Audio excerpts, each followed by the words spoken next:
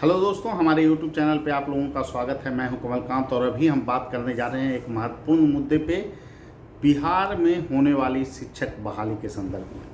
देखिए, नई जो नियमावली है उसके बाद छात्रों में बहुत तरह के प्रश्न हैं और प्रश्न उभरना स्वाभाविक है और बहुत सारे ऐसे दलील हैं जो सरकार ने अभी मीडिया के माध्यम से लोगों के बीच रखा है और नई नियमावली किस तरह से तार्किक है, इस संदर्भ में सारी बातें कही गई है। बार बार इस पे शिक्षा मंत्री जी का बयान आ रहा है कि हम योग्यता के आधार पे, मेरिट के आधार को प्राथमिकता दे रहे हैं और शिक्षा की गुणवत्ता में सुधार करना चाह रहे हैं।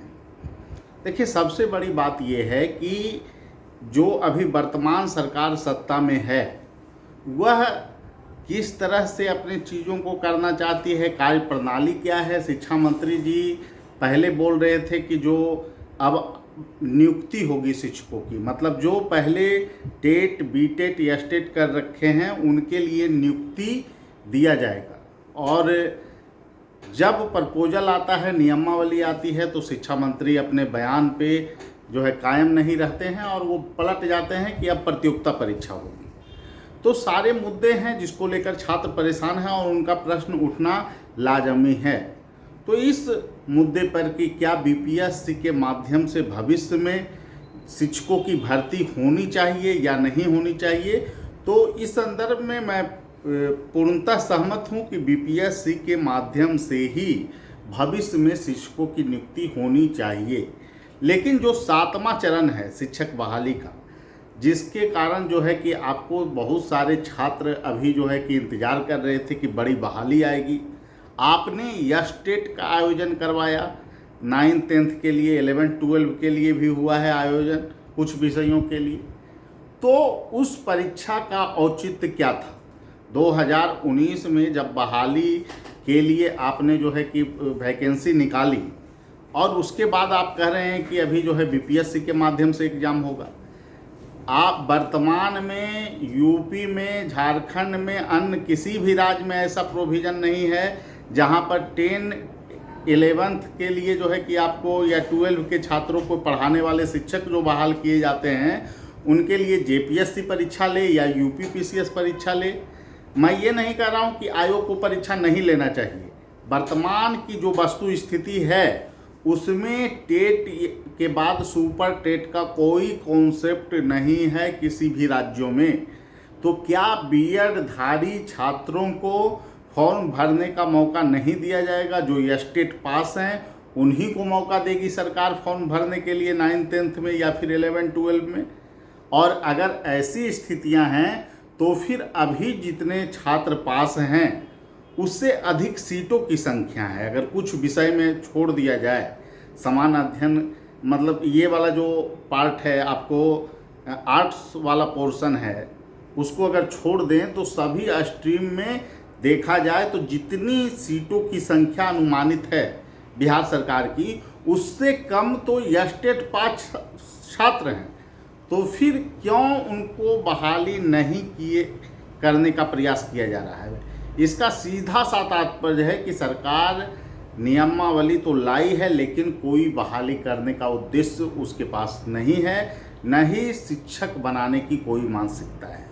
बिहार में शिक्षा प्रणाली पहले से ही काफ़ी पीछे चली गई है। गुणवत्तापूर्ण शिक्षा की बात हो रही थी और जो बीपीएससी के माध्यम से प्रतियोगिता परीक्षा कराने की बात है उसके लिए ना तो कैलेंडर है कोई, ना तो कोई प्रपोजल है उस ढंग का कि किस ढंग से आप पेपर लीजिएगा।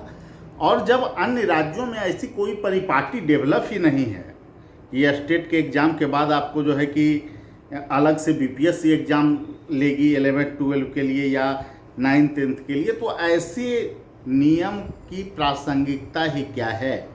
इस रूल का क्या औचित्य है? अभी ही छात्र जो है 37 वर्ष, 38 वर्ष, 40 वर्ष के हो चुके हैं। क्या उनको प्रतियोगिता परीक्षा के नाम पर ही जो है कि 4-5 वर्ष और ढकेलने का प्रयास है, या फिर सरकार नियुक्ति करना चाहती है? ये चीज़ें स्पष्ट होनी चाहिए।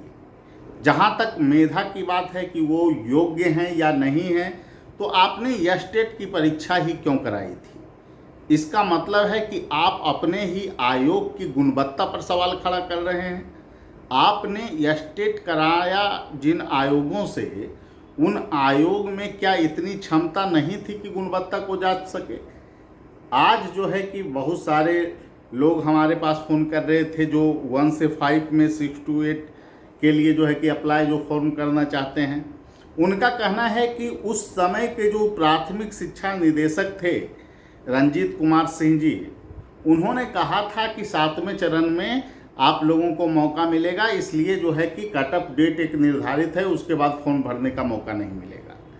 क्या 4 साल तक ये छात्र इंतजार किए और उसके बाद अब सुपर टेट की बात होगी? ये कहाँ तक न्यायपूर्ण है, कहाँ तक लोकतांत्रिक है? इस पर डिबेट होना चाहिए।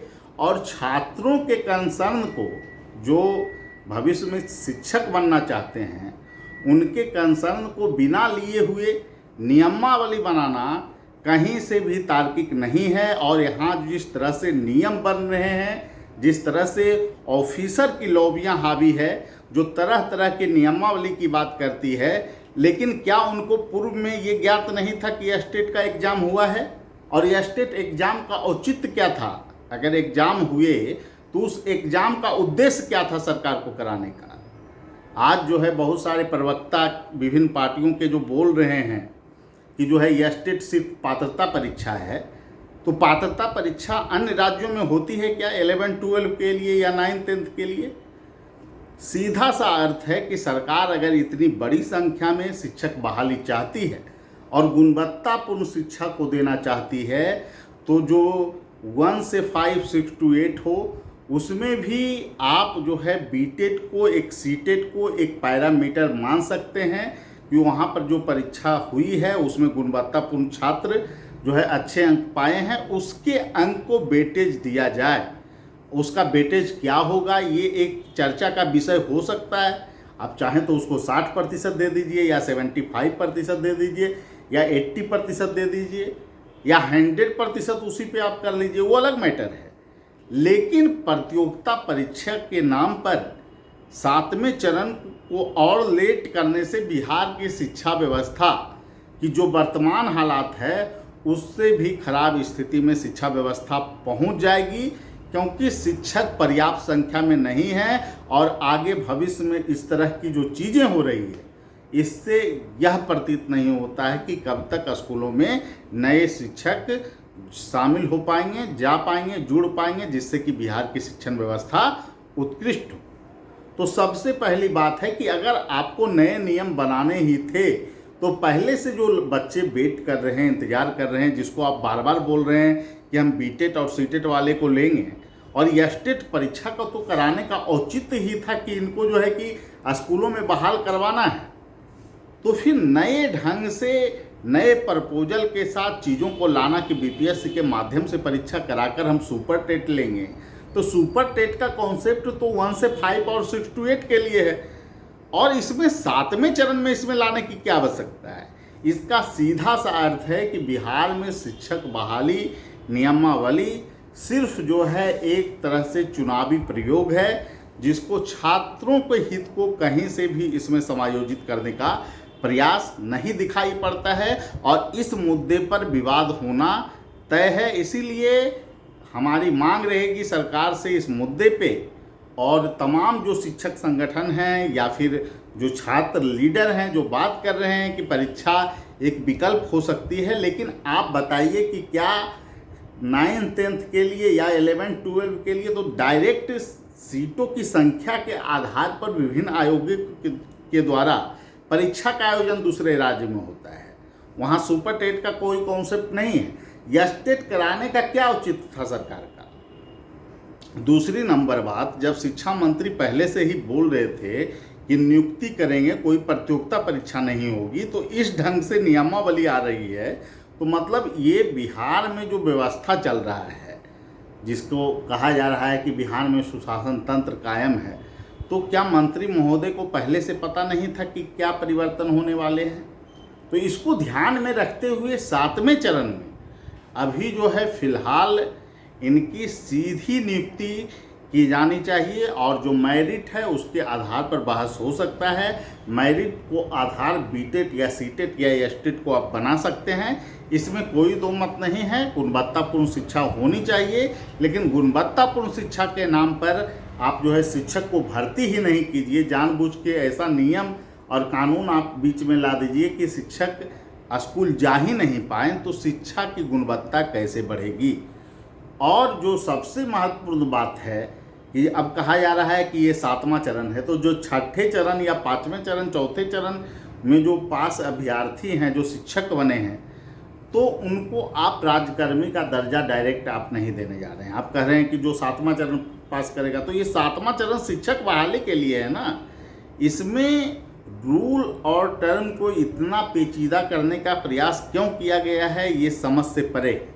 और कभी कहा जा रहा है कि आकर्षक वेतन मिलेगा, तो आकर्षक वेतन नीतीश जी पहले भी बोले थे कि हम गुणवत्तापूर्ण शिक्षा के लिए या फिर बीपीएससी के माध्यम से जब परीक्षा होगी तब समान कार्य के लिए समान वेतन की बात होगी। तो अभी जो है 4200-4600 पे ग्रेड पर क्या बीपीएससी के माध्यम से भर्ती होगी, तो क्या प्राइमरी में 4200 पे ग्रेड, 6 to 8 में 4600 पे ग्रेड लागू होने जा रहा है?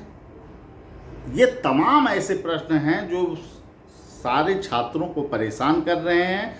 और मैं यही कहूँगा कि इस तरह से जो बातें की जा रही है, इसमें यह प्रतीत नहीं होता है कि सरकार कोई शिक्षक बहाली जल्द से जल्द कराने जा रही है और कराना चाहती है। ठीक है दोस्तों, शिक्षक बहाली के मुद्दे पर हम समय समय पे आप लोगों के बीच अपनी राय रखते रहेंगे, लेकिन जो भी हो रहा है वो छात्रों के हित में नहीं है। जानबूझकर छात्रों को दो खेमे में बांटने का प्रयास सरकार कर रही है, जो कहीं से उचित नहीं है।